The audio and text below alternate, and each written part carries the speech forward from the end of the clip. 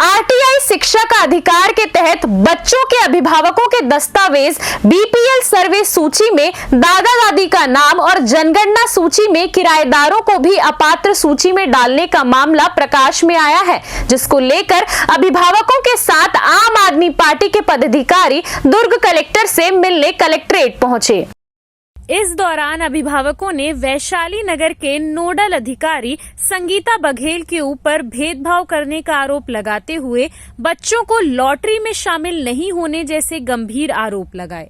आम आदमी पार्टी के पदाधिकारियों ने नोडल अधिकारियों के ऊपर भ्रष्टाचार के गंभीर आरोप भी लगाए।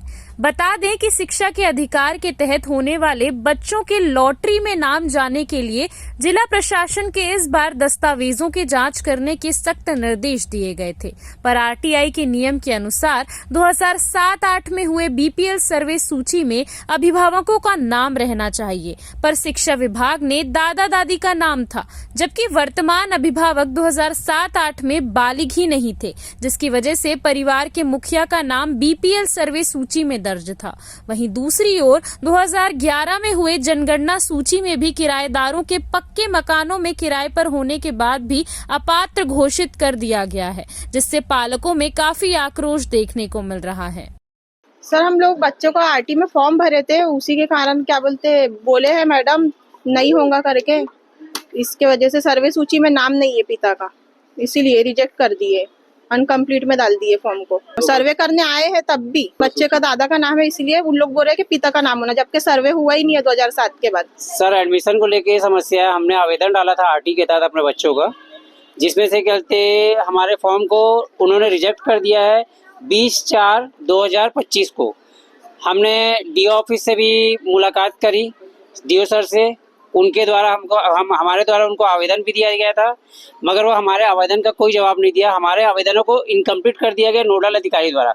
नोडल अधिकारी का नाम है संगीता सिंह बघेल, वैशाली नगर, कन्याशाला। वो वहाँ के नोडल अधिकारी द्वारा भी हमने बात किया था, मगर उन्होंने कोई जवाब नहीं दिया। हमें सीधा कहते हमारे बातों को काटते हुए हमसे बात नहीं करती है, हमारे फ़ोन को काट देती है। उसके कारण हम कहते आवेदन लेकर डी ऑफिस गए, डी ऑफिस में भी हमारी सुनवाई नहीं हुई। हमारा जो आवेदन कटने का मेन मुख्य कारण ये है कि वो उसमें पिताजी का नाम उन्होंने मांगा है। बच्चे के पिताजी का नाम कैसे पॉसिबल है? बच्चे के दादा या दादी का नाम हो सकता है, मगर बच्चे के पिताजी का नाम बोलते हैं। जिस समय बच्चे के पिताजी का नाम बोल रहे सर्वे सूची में होना चाहिए राशन कार्ड के, उस समय बच्चे के पिताजी का उम्र 17-18 साल का उम्र था, तो 17-18 साल में क्या वो पॉसिबल है? क्या वो बिल्कुल पॉसिबल नहीं है। तो उस समय उन्होंने कहते हमारा जो आवेदन को इनकम्प्लीट किया है, तो उसका मुख्य कारण उन्होंने यही बताया है कि पिताजी का नाम सर्वे सूची में नहीं है, और 20 तारीख के इनकम्प्लीट आवेदनों को आज तक उन्होंने कहते इनकम्प्लीट ही रखा गया है। भाई, हमें लॉटरी में कहते उपस्थित होने का मौका ही नहीं दिया उन्होंने। कम से कम हमारे या तो फॉर्म को रिजेक्ट करते या तो कहते उस पर कार्रवाई करते, मगर कोई कुछ नहीं किया गया। और इन्होंने शासकीय कन्याशाला वैशाली नगर द्वारा संगीता सिंह बघेल नोडल अधिकारी वहाँ के, उनके द्वारा वहाँ से अधिकारियों को भेजा गया था। हमारे घर का सर्वे हुआ, सर्वे के उपरांत भी हमारे फॉर्म में किसी भी प्रकार की प्रतिक्रिया नहीं हुई है, जिसको लेकर हम आज कलेक्टर में उपस्थित हुए हैं शिकायत देने के लिए। देखिए, ये यहाँ पे जो पेरेंट्स हैं जिनके बच्चों का किसी न कारण सबसे अधिकतम कारण तो यही है कि सर्वे सूची में नाम नहीं होना, जो बताया जा रहा है बिल्कुल गलत है।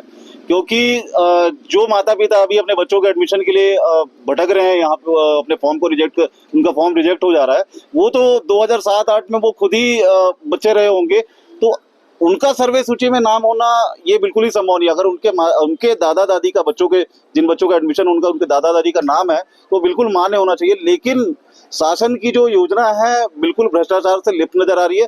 हमें ये भी सुनने में आया है कि इसी तरह के मामलों में कई और बच्चों के एडमिशन हुए हैं, जहाँ पे बड़ी रिश्वतखोरी का भी काम चल रहा है।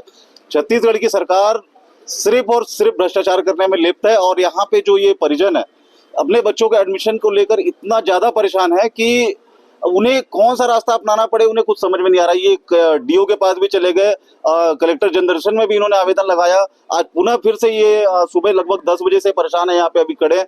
अब अभी कलेक्टर साहब से मुलाकात नहीं हुई है। और ये जो समस्या है, छत्तीसगढ़ की नीयत दिखती है, छत्तीसगढ़ सरकार की नीयत दिखती है कि छत्तीसगढ़ सरकार यहाँ के लोगों को शिक्षा नहीं देना चाहती, और शिक्षा से उनको बहुत ही ज्यादा नफरत है। इस बात से ये क्लियर है बिल्कुल। देखिए, देखिए हमारे पास कानूनी व्यवस्था है, हम लेकिन उससे पहले हम जो यहाँ के पेरेंट्स हैं उनको लेकर हम अपने हर स्तर पर आंदोलन तक हम इस पर करेंगे और उसके बाद कानूनी शरण भी लेंगे हम कि इनके साथ जो अन्याय हो रहा है उस पर उचित कार्रवाई की जाए। मैं आप लोगों को बताना चाहूँगा, जो शिक्षा का मौलिक अधिकार है उसमें ये मसला पूरा जो यहाँ पे चल रहा है छत्तीसगढ़ में, ये पूरा मसला जो है वो भ्रष्टाचार का है। वो कैसे, मैं आपको बता रहा हूँ। इसमें जो शिक्षा के जो कारोबारी जो गैंग है वो उन्होंने अपना गैंग पूरा नोडल तक फैला दिया है। एक बच्चे को आज अगर स्कूल में अगर हम पढ़ाई का देखते हैं तो 3 से 4 हज़ार रुपये महीना लगता है और पूरा 12 साल अगर उसको पढ़ाई करनी है 12वीं तक के तो लगभग 6 से 7 लाख का मसला आ जाता है, एक परिवार के ऊपर बोझ आता है। उसको लेकर 25% की जो छूट आरटी में दी जाती है उसको अब इन्होंने जो शिक्षा के जो व्यापारी हैं जो इसमें लिप्त हैं, इसकी जांच का विषय है। बिलासपुर का प्रकरण में अभी जांच का आदेश निकल गया आज की तारीख पे। यहाँ पर भी इस तरीके के हमने 7 से 8 नोडल केंद्रों को चिन्हांकित किया है जिसमें कि अनियमितता पाई गई है। अब यहाँ पर जो अनियमितता साएं हो रही है उसके बारे में मैं आप लोगों को और मैं बता देता हूँ कि हम शुरुआत करते हैं आरटीई के पोर्टल से ही। राइट टू एजुकेशन का जो वेब पोर्टल है उसमें जो पात्रता में लिखा हुआ है कि जो उसमें आवेदक है, जो बच्चे जिसमें प्रवेश लेना है उसके जो माता पिता है उनका आपका अंत्योदय जो कार्ड होता है, गरीबी रेखा के नीचे का जो राशन कार्ड, वो मान्य होगा। क्योंकि उसके पिताजी का नाम उस कार्ड में तो आ सकता है लेकिन मुखिया कोई और होगा, उस कार्ड में क्लियर रहता है तो वो सिद्ध हो जाता है कि वो बीपीएल की कैटेगरी में आता है। लेकिन अंत्योदय जो विभाग है आपका खाग विभाग ने इनको जिला शिक्षा अधिकारी को एक नोटिफिकेशन दिया है कि ये जो अंत्योदय कार्ड है इसको आरटीई के एजुकेशन के तहत में एक्सेप्ट ना किया जाए। तो जब अंत्योदय का कार्ड ही एक्सेप्ट नहीं होगा तो फिर आपकी सर्वे सूची में तो उसके दादा या नानी के नाम होगा। अब आखिरी बात मैं आपके बताना चाहता हूँ कि कुछ प्रकरण ऐसे हैं जिसमें दादा का नाम को देखते हुए प्रवेश भी दिया गया है, लेकिन भेदभाव यहीं से पता लगता है, जो मैंने अभी थोड़ी देर पहले आपको बोला कि कहीं ना कहीं इसमें करप्शन की बू आ रही है। एक उदाहरण है कि आरटी में एडमिशन उन्होंने दादा नाना के एडमिशन को दिया है और एक केस में दिया है कि उनको नहीं लिया है। पोर्टल में इन्होंने आम आदमी पार्टी ने 26 तारीख को आवेदन ये दे दिया था कि जिनके पिताजी का नाम उल्लेख नहीं है, उनके दादा का नाम उल्लेख है, तो नोडल ऑफिस से उनके स्थल का निरीक्षण हुआ। निरीक्षण में पाया गया कि वो पूरा परिवार एक साथ रहता है, बावजूद उसका पोर्टल में अपडेट नहीं किया गया और 26 तारीख को आम आदमी पार्टी ने आवेदन दिया कि आपका पोर्टल में अपडेट नहीं है। उसको 30 तारीख तक निकाल दिया और लॉटरी में इनकम्प्लीट ही रहा और उस आवेदक का नाम लॉटरी में आया नहीं है। क्यों नहीं आया? आपने पोर्टल में आपको अपडेट करना चाहिए था। अभी कितने की संख्या में पीड़ित सामने आए? अभी तक हम लोग को करीब 26 तारीख से करीब हमको 60 से 70 लोगों ने संपर्क किया है। तो अभी परसों भी हमने एजुकेशन ऑफिसर से बात की थी और एक व्हाट्सएप ग्रुप बना, उसमें काफ़ी लोग शामिल हुए। आज कम से कम 15 से 18 जो आवेदक हैं, यहाँ पे जो पेरेंट्स हैं वो काफ़ी परेशान होकर दुर्ग के जिलाधीश से मुलाकात करने के आए। हमें उम्मीद है कि यहाँ के जो कलेक्टर महोदय जी हैं, अगर उन तक ही हमारा वीडियो आप लोगों का जा रहा होगा तो मैं निवेदन करता हूँ, हमारा डिमांड ये है कि अब जो सेकंड राउंड का होना है और ये जो राउंड हुआ है उस राउंड में कम से कम जो हमने चिन्हांकित किए नोडल ऑफिसर्स को, उनके प्रवेश को, उनकी लॉटरी सिस्टम पे रोक लगे, उनको होल्ड करे और दोबारा उस चीज़ को, पूरे प्रकरणों को गंभीरता से देखे। शिक्षा को ये जो है, जो कागज की त्रुटियों से या भ्रष्टाचार की नीयत के लोगों के साथ में इसको उनके बलि ना चढ़ाए। यहाँ पर तो साफ सुथरा मामला भ्रष्टाचार का ही नजर आता है। आप सभी जानते हैं आरटीई के तहत उन्हीं बच्चों का एडमिशन किया जाता है जो गरीब हैं, जो बीपीएल सूची में जिनका नाम दर्ज है। और इसमें भी जो जनगणना की सूची में बीपीएल और एक सामान्य क्रम में 2 वर्गों में बांट दिया गया है। बीपीएल क्रम में ये संशोधन किया गया है कि अगर जो किराएदार हैं वो कच्चे मकान, खपरेल वाले घर में अगर रह रहे हैं तो उनके बच्चों का एडमिशन किया जाएगा और जो ठीक ठाक घर के कंडीशन में रह रहे हैं उनके बच्चों का पात्र माना जा रहा है।